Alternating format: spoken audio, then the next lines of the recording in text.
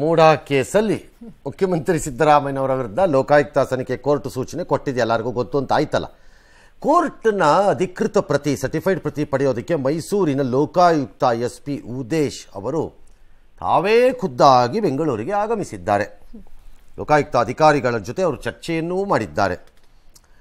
ನಾಳೆ ಮುಖ್ಯಮಂತ್ರಿ ಅವರ ಪತ್ನಿ ಮತ್ತು ಇತರರ ವಿರುದ್ಧ FIR ದಾಖಲಾಗಬಹುದು ಎಂಬ ನಿರೀಕ್ಷೆ ಇದೆ.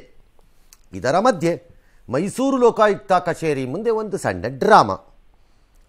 ಕೋರ್ಟ್ ಹೇಳಿದ್ರು CM ವಿರುದ್ಧ ಇನ್ನೂ FIR ದಾಖಲಾಗಿಲ್ಲ. ಲೋಕಾಯುಕ್ತ SP ನಾಪತ್ತೆ ಆಗೋಗಿದ್ದಾರೆ, ನನ್ನ ಫೋನ್ ಪಿಕಪ್ ಮಾಡ್ತಿಲ್ಲ, ದಯವಿಟ್ಟು ಹುಡುಕಿ ಕೊಡಿ ಅಂತ ದೇವರಾಜ ಪೊಲೀಸ್ ಠಾಣೆಗೆ ಅವ್ರು ಯಾರು ಸ್ನೇಹಮಯಿ ಕೃಷ್ಣ ಅಂತ ದೂರ ಕೊಟ್ಬಿಟ್ಟಿದ್ದಾರೆ. ಇವ್ರ ಫೋನ್ ಪಿಕಪ್ ಮಾಡ್ತಿದ್ದ ತಕ್ಷಣ ಅವರು ಕಿಡ್ನಾಪ್ ಆಗಿದ್ದಾರೆ ಅಂತ. ಅದೇ that's not correct. Yes, SP ನಾಪತ್ತೆ ಆಗಿದ್ದಾರೆ, ಕರೆ ಮಾಡ್ತಾ ಇದ್ದೀನಿ, ಸೊ ಸ್ವೀಕಾರ ಮಾಡ್ತಾ ಇಲ್ಲ. ಅದು ಸಿದ್ದರಾಮಯ್ಯ ಕಡೆ ಯಾರು ಅವ್ರನ್ನ ಅಪಹರಣ ಮಾಡಿದಾರ, ಸಿದ್ದರಾಮಯ್ಯರ ಅಭಿಮಾನಿಗಳಾಗಲಿ ಅಥವಾ ಅವ್ರ ಕಡೆಯವರಾಗಲಿ. ಫಸ್ಟ್ ಪಾಯಿಂಟ್, ತನಿಖಾಧಿಕಾರಿಯಾಗಿ ನೇಮಕವಾಗಿರುವವರು ಅರ್ಜಿದಾರರು ಅಥವಾ ದೂರುದಾರರು ತಂದು ಕೊಡುವ ಪ್ರತಿಯನ್ನು ತೆಗೆದುಕೊಂಡು ಮಾಡಬೇಕು ಅಂತೇನಿಲ್ಲ. ಅವ್ರಿಗೆ ಅಧಿಕೃತವಾಗಿ ನ್ಯಾಯಾಲಯದಿಂದಾನೇ ಬರಬೇಕದು, ಅಥವಾ ಅದನ್ನು ಕಲೆಕ್ಟ್ ಮಾಡ್ಕೋಬೇಕು. ಇವ್ರು ತೊಗೊಂಡೋಗಿ ಕೊಡೋ ಪ್ರತಿನ ಅಲ್ಲ, ಹಂಗೇನಿಲ್ಲ ಅಲ್ಲಿ. ಮತ್ತು ಅವ್ರು ಕಾಣೆ ಆಗ್ಬಿಟ್ರು ನನ್ನ ಫೋನ್ ತಗೊಳ್ಳಿಲ್ಲ ಅಂದ ತಕ್ಷಣ ಅವ್ರನ್ನ ಕಿಡ್ನಾಪ್ ಮಾಡಿದ್ದಾರೆ ಅಂತೆಲ್ಲ ಹೇಳಕ್ ಬರಲ್ಲ ನೀವು. ಆಲ್ರೈಟ್, ಅವ್ರೊಂದು ಮಾತು ಹೇಳ್ಬಿಡ್ಬೋದಿತ್ತೇನೋ ಅಲ್ವಾ ಸರ್, ಇಷ್ಟೆಲ್ಲ ಸಂಶಯಕ್ಕೆ ಅವಕಾಶ ಮಾಡಿಕೊಡೋದ್ರ ಬದಲು ಹೇಳಬೇಕು ಅಂತ ಎಲ್ಲಿದೆ? ತನಿಖಾಧಿಕಾರಿ ನಮಗೆಲ್ಲ ಹೇಳ್ಬಿಟ್ಟು ಹೋಗಬೇಕು ಅಂತಿದೆಯಾ? ಹಾಗೇನಿಲ್ಲ. ಮತ್ತೆ ಆಗಿರೋ ಅನಾಹುತ ಏನೀಗ? No, let's be fair. FIR ಆಗಲೇಬೇಕು. There is no escape route unless chief minister ಅಥವಾ ಅವ್ರ ಫ್ಯಾಮಿಲಿನವ್ರು ಯಾರೊಬ್ರು ಹೈಕೋರ್ಟ್ಗೆ ಸುಪ್ರೀಂ ಕೋರ್ಟ್ಗೆ ಹೋಗಿ ಚಾಲೆಂಜ್ ಮಾಡೋದಾದ್ರೆ ಆರ್ಡರ್ನ. ಬಿಕಾಸ್ ಈ ಮಾನ್ಯ SP ಸಾಹೇಬರು cannot sit on a judgement ತೀರ್ಪಿನ ಮೇಲೆ ತೀರ್ಪು ಕೊಡುವುದಕ್ಕೆ ಅವ್ರಿಗೆ ಅಧಿಕಾರ ಇಲ್ಲ. ಅವ್ರಿಗಿರೋ ಕೆಲಸ ಒಂದೇ, FIRನ ದಾಖಲು ಮಾಡುವುದು, ಅನ್ಲೆಸ್ ಕೋರ್ಟ್ ಆರ್ಡರ್ ಅದರ್ವೈಸ್ ಬಂದು ಸ್ಟೇ ಕೊಟ್ಟಿರೋದಕ್ಕೆ. ಅದನ್ನು SP ಮಾಡೋಕ್ಕಾಗಲ್ಲ, ಲೋಕಾಯುಕ್ತ ಮಾಡಕ್ಕೆ ಬರಲ್ಲ. ಸಿದ್ದರಾಮಯ್ಯ ಅಥವಾ ಅವರ ಸಂಬಂಧಿತ ಯಾರ್ಯಾರಿದ್ದಾರೆ ಅವ್ರು ಬೇಕಾದ್ರೆ ಮಾಡ್ಕೋಬೋದು ಅಷ್ಟೇ. ಬಟ್ ಇವತ್ತೇ ಮಾಡಬೇಕು ಅಂತ ಜಡ್ಜ್ಮೆಂಟಲ್ಲಿ ಎಲ್ಲಿದೆ? ಎಲ್ಲಿದೆ? ವಿಳಂಬ ಆಗೋದ್ರಿಂದ ಏನೂ ಆಗಲ್ಲ. ವಾಟ್ ಈಸ್ ವಿಳಂಬ? ವಿಳಂಬ ಅಕಾರ್ಡಿಂಗ್ ಟು ಯು ಎಲ್ಲಿದೆ ಅಲ್ಲಿ ವಿಳಂಬ? ಕೋರ್ಟ್ ಹೇಳ್ತಿರೋದೇನು? FIR ಮಾಡಿ 90 ದಿನದಲ್ಲಿ ನನಗೆ ವರದಿಯನ್ನು ತಲುಪಿಸಿ. ಕೋರ್ಟು 24 ಗಂಟೆಯಲ್ಲಿ FIR ಮಾಡಿ 90 ದಿನದಲ್ಲಿ ಕೊಡಿ ಅಂತೇನು ಹೇಳಿಲ್ಲ. ನೀವು 16 ದಿನ FIR ಮಾಡಿದ್ರು ವರದಿ ಮಾತ್ರ 90 ದಿನದಲ್ಲಿ ಕೊಡಲೇಬೇಕು, ಕೊಡಲೇಬೇಕು. ಸೊ ಹಾಗಾಗಿ ವಿಳಂಬ ಎಂಬುದು ಅಪಿಯರ್ಸ್ ಟು ಬಿ ವಿಳಂಬ ಆಗಬೇಕದು. ಒಂದು ದಿನನೆಲ್ಲ ನೀವು ವಿಳಂಬ ಅಂತ ಹಾರಾಡಿದ್ರೆ ಎಗರಾಡಿದ್ರೆ ಪ್ರಯೋಜನ ಇಲ್ಲ. ಮಾಡಬೇಕು. ಒಳ್ಳೆ ಕತೆ ಆಯ್ತಲ್ಲ, ಒಂದೇ ಒಂದು ದಿನಕ್ಕೆ ಕಂಬಿಟ್ರೆ. ಎಸ್, ಬಟ್ ತಗೊಳ್ಳೇಬೇಕು, ತಗೋಬೇಕಾಗತ್ತೆ ಅಧಿಕಾರಿ. ಯಾಕಂದರೆ ಅಧಿಕಾರಿಯೋಗಿ ಆ ವ್ಯಾಪ್ತಿ ಇಲ್ಲ. ಕೋರ್ಟಿನ ತೀರ್ಪನ್ನು ವ್ಯಾಖ್ಯಾನ ಮಾಡಿ ಅದಕ್ಕೆ ಅನುಗುಣವಾಗಿ ನಾನು ಕೆಲಸ ಮಾಡ್ತೀನಿ ಅಂತ ಮಾಡ್ಲಿಕ್ಕೆ ಬರಲ್ಲ ಅವ್ರಿಗೆ. ಕೋರ್ಟ್ ಏನು ಹೇಳಿದೆಯೋ ಅದನ್ನೇ ಮಾಡಬೇಕು ಅಷ್ಟೇ. ಇನ್ನು ಮೂಡಾ ಕೇಸ್ನಲ್ಲಿ ಹೈಕೋರ್ಟ್ ನೀಡಿದ ತೀರ್ಪಿಗೆ ಸಚಿವ ಜಮೀರ್ ರಾಜಕೀಯ ಬಣ್ಣ ಬಳಿದಿದ್ದು, ಇದಕ್ಕೆ ಭಾರಿ ಆಕ್ರೋಶ ಮೂಡ್ತು. ಪೊಲಿಟಿಕಲ್ ಜಡ್ಜ್ಮೆಂಟ್ ಅಂತ ನಿನ್ನೆ ಅವರು ಹೇಳಿಕೆಯನ್ನ ಕೊಟ್ಟಿದ್ರು. ಇದೀಗ ಬಿಜೆಪಿ ಟ್ವೀಟ್ ಮಾಡಿ, hello mister Zameer Saab, Karnataka high court ಮೇಲೆ ಇದೆಂಥ ಆರೋಪ? ಪೊಲಿಟಿಕಲ್ ಜಡ್ಜ್ಮೆಂಟ್ ಕೊಡುವುದಕ್ಕೆ ಇದೇನೂ ಶರಿಯಾ ಕಾನೂನಲ್ಲ, ಮಾತಿನ ಮೇಲೆ ನಿಗಾ ಇರಲಿ, ಸಂವಿಧಾನಕ್ಕೆ ಅಪಮಾನ ಮಾಡದಿರಿ ಅಂತ ಸಲಹೆನ ಕೊಟ್ಟರು.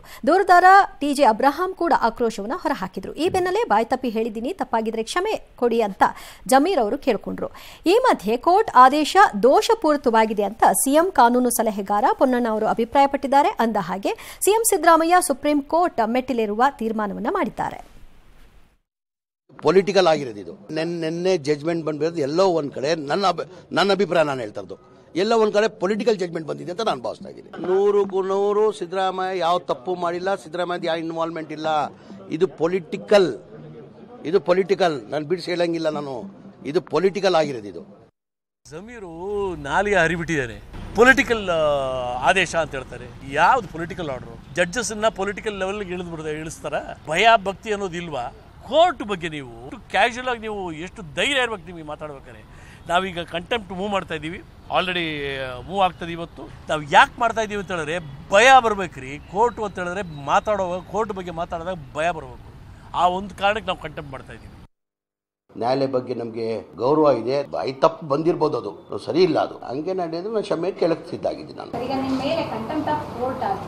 ಅದಾದರೆ ಆಮೇಲೆ ನೋಡ್ಕೊಳ್ಳೋ.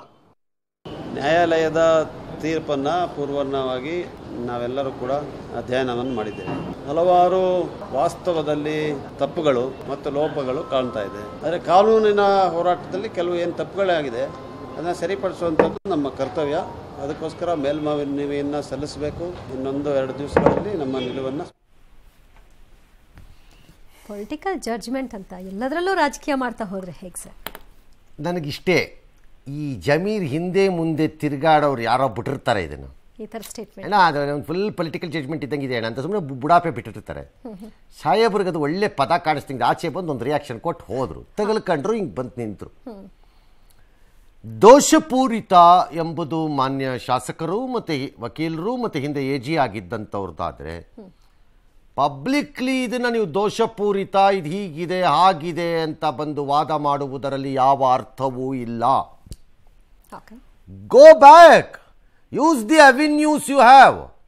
ನಿಮಗಿರುವ ಮಾರ್ಗೋಪಾಯಗಳ ಪ್ರಕಾರ ಅಪೀಲ್ ಹೋಗಿ ಯಾವುದು ದೋಷಪೂರಿತ ಅದನ್ನು ಚಾಲೆಂಜ್ ಮಾಡಿ, ಅದನ್ನು ಅಲ್ಲೇ ಮಾಡ್ಕೋಬೇಕು. ಸಾರ್ವಜನಿಕವಾಗಿ ನೀವು ಅದನ್ನು ತಂದು ಹೇಳಿದ್ರೆ ಪ್ರಯೋಜನ ಏನು? ಸಿದ್ದರಾಮಯ್ಯನವರನ್ನು ತಪ್ಪು ಮಾಡಿಲ್ಲ ಎಂದು ನಂಬುವ ಜನ ಹಾಗೆ ನಂಬುತ್ತಾರೆ, ಮಾಡಿದ್ದಾರೆ ಎಂದು ನಂಬುವ ಜನ ಹಾಗೆ ನಂಬುತ್ತಾರೆ. ಹಾಗಾಗಿ ನೀವು ಅದನ್ನೇನು ಅಲ್ಟ್ರ್ ಮಾಡೋಕ್ಕಾಗದೇ ಇರೋದ್ರಿಂದ ಗೋ ಅಪೀಲ್ ಮಾಡಿ. ಅವಕಾಶ ಯಾರು ಬೇಡ ಅಂದ್ರೆ ಅಪೀಲ್ ಮಾಡದೆ ಹೇಳಬಾರ್ದು ಅದನ್ನು. ಆಲ್ ರೈಟ್, ನೋಡೋಣ ಅವ್ರು ಏನೋ ಒಂದು ಮಾಡ್ತಾರೆ. ಈಗ ಇನ್ನು ಈ ತನಿಖೆ ಆದೇಶದಲ್ಲಿ ರಾಜ್ಯ ರಾಜಕೀಯದಲ್ಲಿ ಕುತೂಹಲ ಅಂತೆ, ಕೋಲಾಹಲ. ಯಾಕೆ? ಪಟ್ಟು ಹಿಡಿದ BJPಯವರು ರಾಜೀನಾಮೆ ಕೊಡ್ರಿ ಅಂತ ವಿಧಾನಸೌಧ ಗಾಂಧಿ ಪ್ರತಿಮೆ ಮುಂದೆ ಪ್ರತಿಭಟನೆ ಮಾಡಿದ್ರು. ಸಿದ್ದರಾಮಯ್ಯ ವಿರುದ್ಧ ಧಿಕ್ಕಾರಕ್ಕೆ ಹೋಗಿದ್ರು. ಆಮೇಲೆ ವಿಧಾನಸೌಧಕ್ಕೆ ಬೀಗ ಹಾಕಕ್ಕೆ ಹೋಗ್ಬಿಟ್ರು. ಹಾಂ, ಏಕೆ? ಸರಿ, ಪ್ರಯತ್ನ ಪೊಲೀಸರು ವಿಫಲಗೊಳಿಸಿದ್ರು. ಕೆಂಗಲ್ ಗೇಟ್ ಬಳಿ ಅಶ್ವಥ್ ನಾರಾಯಣ್ ಎಲ್ಲ ಸೇರಿ BJP ನಾಯಕರನ್ನೆಲ್ಲ ವಶಕ್ಕೆ ಪಡ್ಕೊಂಬಿಟ್ರು. ಅವತ್ತು ಜನಾರ್ದನ ರೆಡ್ಡಿ ಯಡಿಯೂರಪ್ಪಗೆ ಒಂದು ನ್ಯಾಯ, ಈಗ ನಿಮಗೆ ಒಂದು ನ್ಯಾಯನಾ ಅಂತ ಜನಾರ್ದನ್ ರೆಡ್ಡಿ ಕೇಳಿದ್ರು. ಬಹಳ ಗೌರವ ಇದ್ದವರು ಬಹಳ ಜನ ಇದ್ದಾರೆ ಇನ್ನು ಕರ್ನಾಟಕದವರು. ನೀವು ಮರ್ಯಾದೆಯಿಂದ ರಾಜೀನಾಮೆ ಕೊಟ್ಟು ಫ್ರೀ ಅಂಡ್ ಫೇರ್ ಎನ್ಕ್ವೈರಿ ಆಗಲಿ, ಬಂಡತನ ಬಿಟ್ಟು ರಾಜೀನಾಮೆ ಕೊಡ್ರಿ. ಅವತ್ತು ರೆಡ್ಡಿ ಅವರಿಗೆ ಯಡಿಯೂರಪ್ಪ ಅವ್ರಿಗೊಂದು ನ್ಯಾಯ, ಇವತ್ತು ನಿಮಗೊಂದು ನ್ಯಾಯ ಅನ್ನೋ ರೀತಿಯಲ್ಲಿ ಇವತ್ತು ನೀವೇನ್ ಮಾತಾಡ್ತಾ ಇದ್ದೀರಾ? ಮಾನ ಮರ್ಯಾದೆ ಇಲ್ದಿರೋರು ಸಿದ್ದರಾಮಯ್ಯನವರು, ನೀವು ತಕ್ಷಣ ರಾಜೀನಾಮೆಯನ್ನು ಕೊಟ್ಟು ತನಿಖೆಯನ್ನ ಎದುರಿಸಿದ್ರೆ ಮಾತ್ರ ನಿಮಗೆ ಗೌರವ ಇರುತ್ತೆ. ಸಿದ್ದರಾಮಯ್ಯ, ನಿನಗೆ ಕಾಲ ಹತ್ತಿರಕ್ಕೆ ಬಂದಿದೆ. ಗೂಸುಂಬೆ ಮಾತ್ರ ಬಣ್ಣ ಬದಲಾಯಿಸೋದು ಇಲ್ಲ, ನಾನು ಬಣ್ಣ ಬದಲಾಯಿಸೋನು, ನನಗೂ ಗೂಸುಂಬೆಗೂ ಸಂಬಂಧ ಇದೆ ಅಂತ ನೀವು ಭಾವಿಸೋದಾದ್ರೆ ಹೊಗಳು ಭಟ್ರು ಮಾತು ಕೇಳಬೇಡಿ ಸಿದ್ದರಾಮಯ್ಯನವರೇ. ಹೊಗಳು ಭಟ್ರು ಕೆಳಗೆ ಬಿದ್ಮೇಲೆ ಒಂದೊಂದು ಕಲ್ಲು ಎತ್ತಕ್ಕಾರ ಯಾರು? ಆ ಹೊಗಳು ಭಟ್ರೆ. ಇದನ್ನಿಲ್ಲಲ್ಲ ಅನ್ಸುತ್ತೆ. ಈ ಹೊಗಳು ಭಟ್ಟರ ಮಾತನ್ನು ಕೇಳಬೇಡಿ ಅನ್ನೋದಿದೆಯಲ್ಲ, ಅದು ಬಹು ರಾಜಕಾರಣಿಗಳಿಗೆ ಅರಿವಾಗುವುದು ಪ್ರತಿಪಕ್ಷಕ್ಕೆ ಬಂದಾಗ, ಅಧಿಕಾರದಲ್ಲಿದ್ದಾಗಲ್ಲ.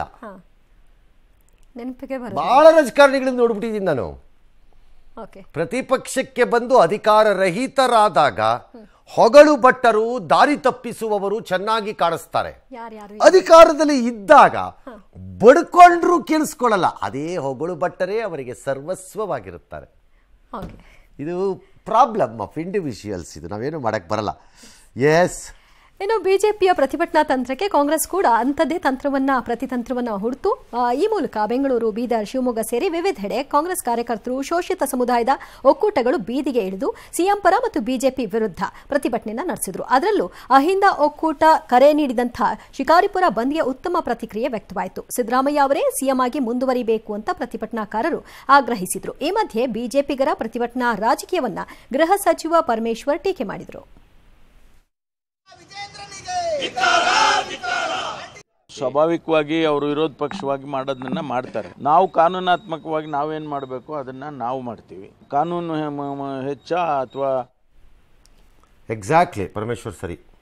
ಕಾನೂನು ಪ್ರಕಾರ ಸಹಜವಾಗಿ ವಿರೋಧ ಪಕ್ಷದವ್ರು ಏನು ಮಾಡಬೇಕು ಅದನ್ನ ಮಾಡ್ತಾರೆ. ನಾವು ಕಾನೂನು ಪ್ರಕಾರ ಸಹಜವಾಗಿ ಸಿದ್ದರಾಮಯ್ಯನವರ ಬೆಂಬಲಿಗರು, ಅಭಿಮಾನಿಗಳು ಅನ್ನಿಸ್ಕೊಂಡವ್ರು ಪ್ರೊಟೆಸ್ಟ್ ಮಾಡ್ತಾರೆ. ಅದು ಅವರ ಭಾವನೆ ಮತ್ತು ಅಭಿಪ್ರಾಯ.